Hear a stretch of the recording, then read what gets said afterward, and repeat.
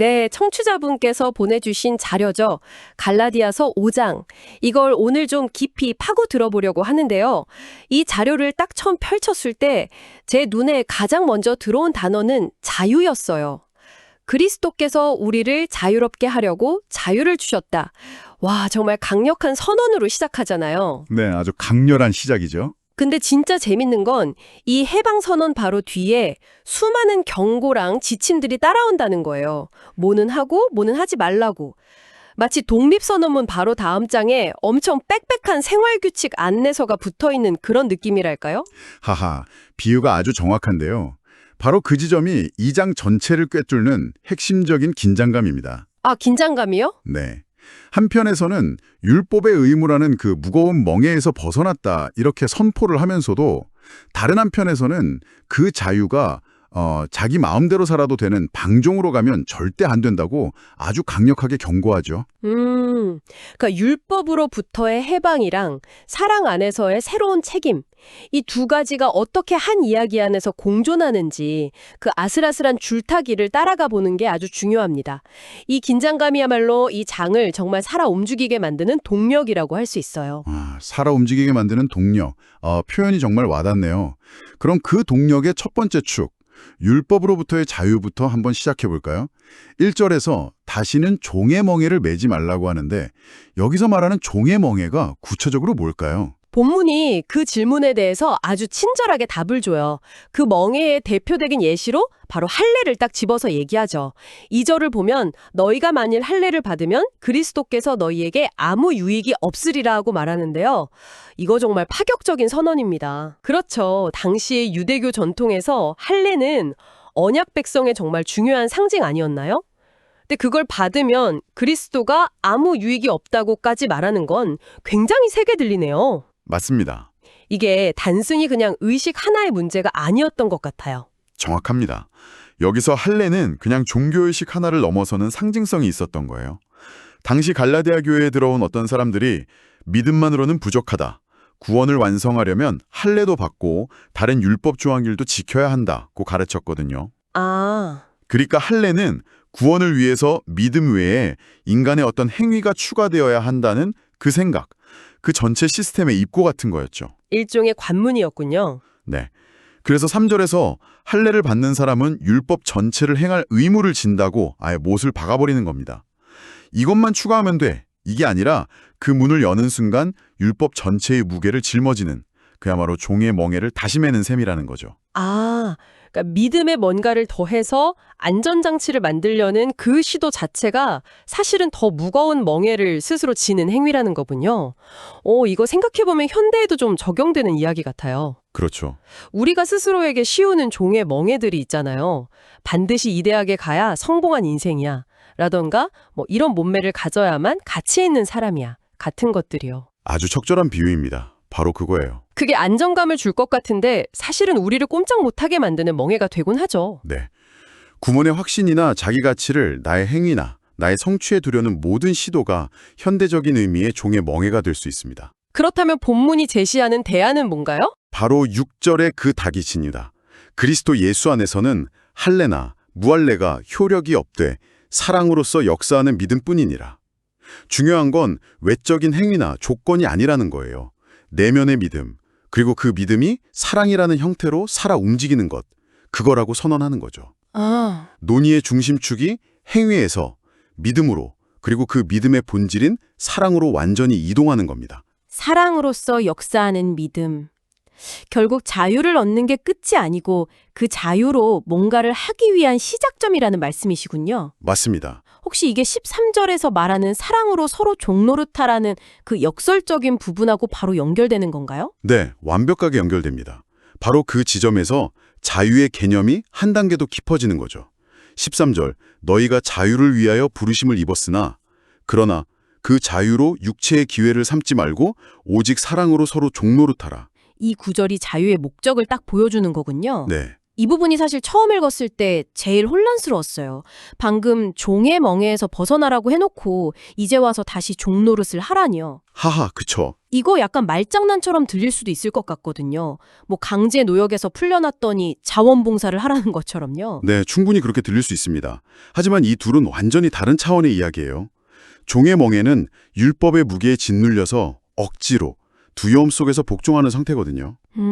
반면에 사랑으로 하는 종노릇은 자유로운 주체가 자발적으로 기쁨으로 선택하는 섬김이죠. 아, 자발적인 선택. 비유를 하자면 하기 싫은 숙제를 억지로 하는 거랑 내가 사랑하는 사람을 위해 밤새 선물을 준비하는 것의 차이랄까요? 와, 그 비유 좋네요. 후자는 피곤할 수는 있어도 그 과정 자체가 기쁨이고 에너지를 주잖아요. 그러니까 강요된 노예 상태에서 벗어나서 이제는 기꺼이 사랑의 섬김을 택하는 성숙한 존재가 되라는 초대인 셈입니다. 아, 강제적인 의무와 자발적인 헌신의 차이. 그렇게 보니까 완전히 다르게 느껴지네요. 결국 이 모든 게 이웃사랑이라는 하나의 개념으로 모이는 것 같습니다. 맞습니다. 그래서 14절이 이 모든 걸 요약해 주는 거예요. 온 율법은 네 이웃 사랑하기를 네 몸같이 하라 하신 한 말씀에 이루었나니 수백 개의 복잡한 율법 조항들을 지키려고 애쓰는 삶이 아니라 그 모든 율법의 정신이 담긴 이웃 사랑을 실천할 때 오히려 율법 전체를 완성하게 된다. 정말 놀라운 선언이죠. 그런데 청취자분께서 보내주신 자료에 이 부분 15절에 만일 서로 물고 먹으면 피차 멸망할까 조심하라 하는 구절에 유독 빨간 밑줄을 그어주셨더라고요. 이 경고가 바로 뒤에 붙어 있다는 게 굉장히 의미심장하게 다가왔다고 하셨는데 이 부분은 어떻게 봐야 할까요? 왜 갑자기 이렇게 살벌한 이미지가 나오는 거죠? 아주 중요한 포인트를 짚어주셨네요. 그 구절은 자유가 가진 무서운 양면성을 보여줘요. 양면성이요? 네, 방금 말한 사랑의 섬김으로 나아가지 못한 자유는 필연적으로 각자의 이기심을 채우는 도구가 되거든요. 그렇게 되면 공동체는 나의 권리, 나의 자유, 나의 주장만 가득한 전쟁터가 되어버리는 거죠. 서로 물고 먹는다는 표현, 정말 생생하지 않습니까? 네, 정말요. 우리의 갇힌 굶주린 짐승들처럼 각자의 욕망을 위해 서로를 핥히고 상처 입히다가 결국엔 다 같이 쓰러져 죽는 공멸의 이미지를 보여주는 겁니다. 자유는 공동체를 세우는 강력한 접착제가 될 수도 있지만 사랑이 빠지는 순간 공동체를 파괴하는 가장 날카로운 무기가 될 수 있다는 무서운 경고죠. 듣고 보니 정말 섬뜩하네요. 자유라는 이름 아래 얼마나 많은 다툼과 분열이 일어나는지 생각해보게 됩니다. 개인의 자유를 주장하는 목소리는 높은데 그 자유를 타인을 위해 쓰려는 목소리는 잘 안 들리는 시대 같기도 하고요. 자, 그렇다면 이 높은 이상, 사랑으로 서로를 섬기며 사는 삶을 대체 어떻게 실천할 수 있을까요? 제 마음만 해도 하루에 12번씩 바뀌는데 말이죠. 네. 그래서 본문은 여기서부터 우리의 시선을 외부의 행위에서 더 깊은 곳, 바로 우리 내면으로 이끌고 갑니다. 16절에서 완전히 새로운 지침이 나오죠. 내가 이르노니 너희는 성령을 쫓아 행하라. 그리하면 육체의 욕심을 이루지 아니하리라. 여기서부터 논의는 우리 안에서 벌어지는 두 가지 힘, 두 가지 욕망의 싸움으로 옮겨가요. 17절에서는 육체의 소욕은 성령을 거스르고 성령의 소욕은 육체를 거스른다. 이 둘이 서로 대적하고 있다고 설명하죠. 이 부분이 정말 실질적인 지침서처럼 느껴졌어요. 추상적인 개념이 아니라 우리 삶에서 나타나는 구체적인 모습들을 목록으로 쫙 보여주잖아요. 먼저 육체의 일들이 쭉 나열되는데 음행이나 우상숭배 같은 죄들도 있지만 제 눈길을 끈 건 원수 맺는 것, 분쟁, 시기, 분냄, 당짓는 것 같은 것들이었어요. 이건 사실 전부 관계 속에서 일어나는 문제들이잖아요. 그렇습니다.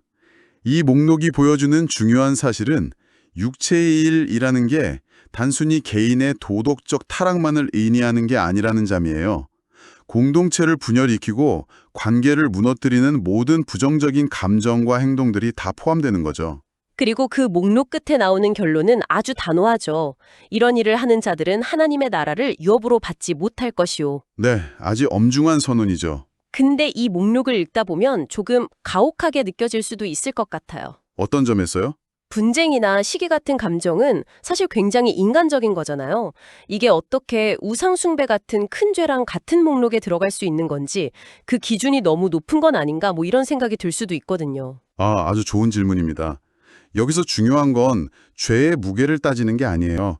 그 뿌리가 같다는 점을 보여주는 데 있습니다. 뿌리가 같다. 네. 목록에 있는 모든 것들의 공통된 뿌리는 바로 자기중심성입니다.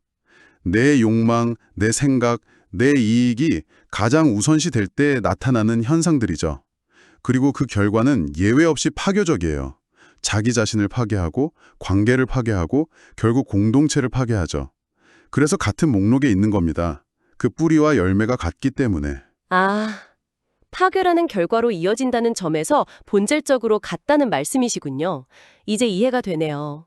그렇다면 반대편에 있는 성령의 열매 목록은 분위기가 완전히 달라요.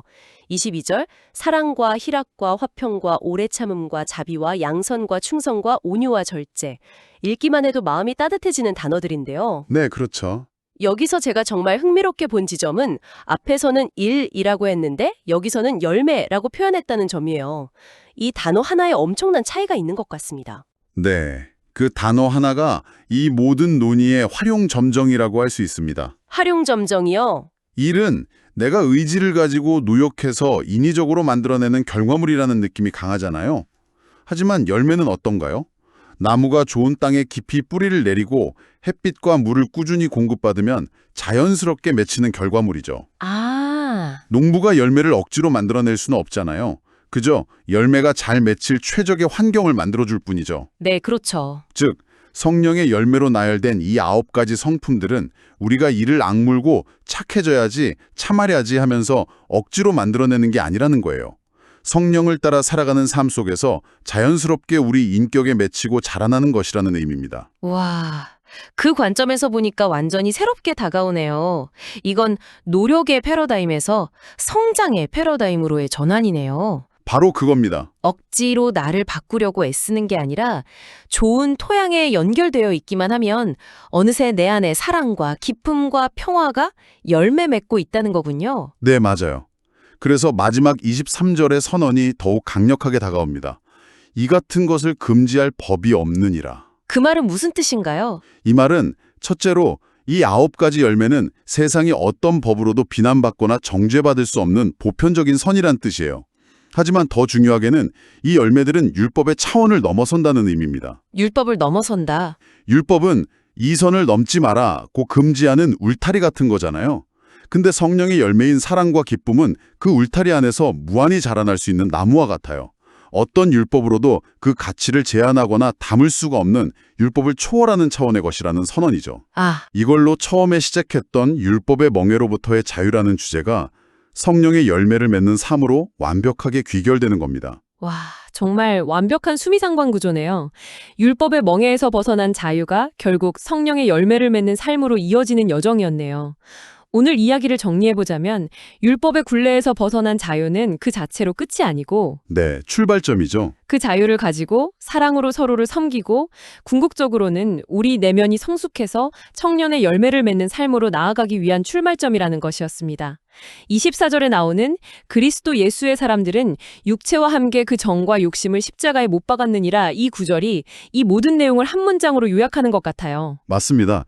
결국 이 본문이 우리에게 제시하는 삶은 외적인 규칙 목록을 하나하나 체크하면서 지키는 삶이 아니에요. 성령의 인도를 받으면서 내면이 변화되고 성숙해가는 유기적인 삶이죠.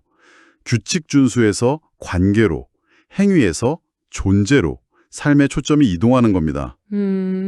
그리고 자유는 그 자체로 최종 목적지가 아니라 이런 변화된 삶을 살아내기 위한 필수적인 조건이자 아주 드넓은 운동장인 셈이죠. 그럼 마지막으로 청취자분께 한번 이런 질문을 드려보고 싶어요. 한번 생각해 보시면 어떨까 싶은데 오늘 본문은 우리가 의지를 가지고 애써서 만들어내는 육체의 일과 좋은 환경 속에서 자연스럽게 자라나는 성령의 열매를 아주 선명하게 대조해서 보여줬잖아요. 혹시 당신의 삶에서 무언가를 억지로 해내려고 애쓰고 있는 영역은 어디인가요? 아마 불안이나 의무감 혹은 다른 사람의 시선 때문에 뭔가를 만들어내려고 힘쓰고 있는 부분이 있을 거예요. 반대로 어떤 영역에서는 좋은 결과들이 비교적 자연스럽게 맺어지고 있나요? 아마도 그건 진정한 사랑이나 즐거움, 깊은 연결감에서 비롯된 것일지 모릅니다. 당신의 삶에서 무엇이 일로 만들어지고 있고 무엇이 열매로 맺어지고 있는지 그리고 그 차이를 만드는 조건은 무엇인지 가만히 들여다보는 것만으로도 아주 흥미로운 성찰의 시작이 될 것 같습니다.